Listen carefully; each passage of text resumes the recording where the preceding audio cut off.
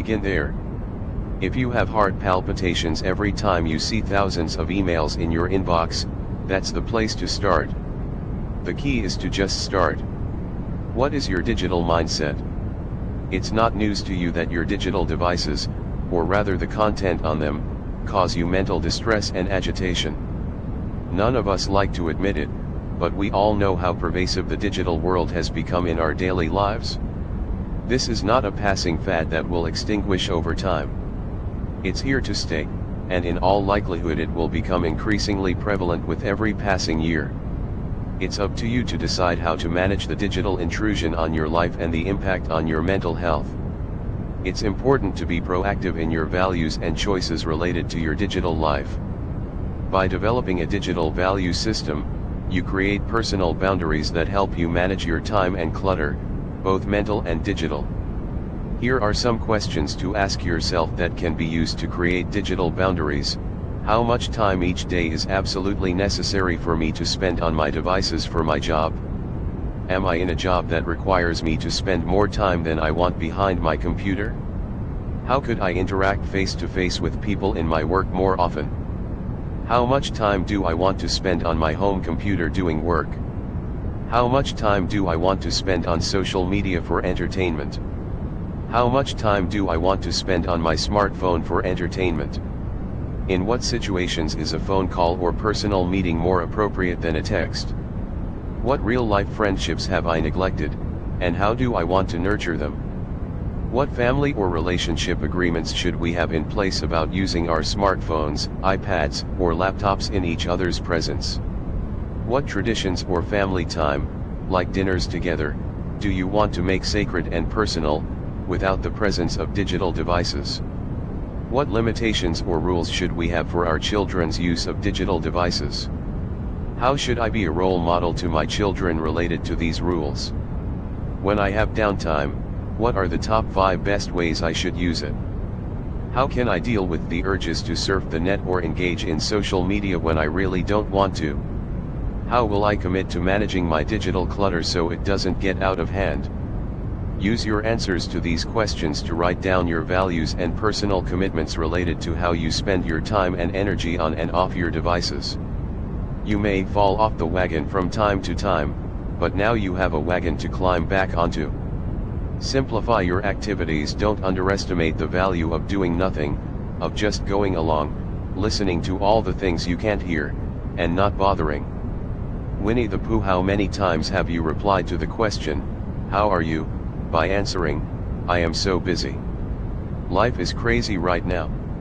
When was the last time you or someone you know answered the "How are you?" questions with, "Life is great.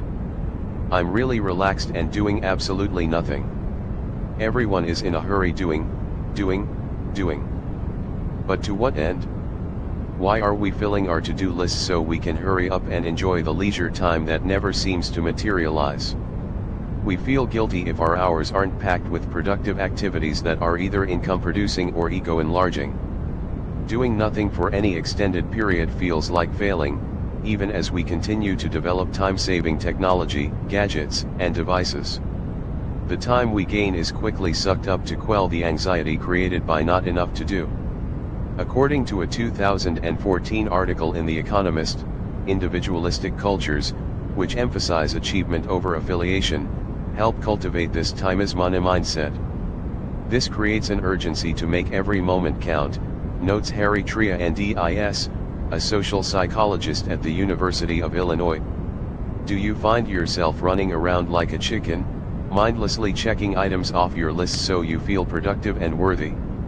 Sometimes our schedules take over our lives, and we don't give much thought to whether or not we are spending our time in ways that contribute to the mental clutter and stress that is so debilitating. We get trapped on the treadmill of tasks and obligations, leaving little time for those things that allow us to be present and fully engaged.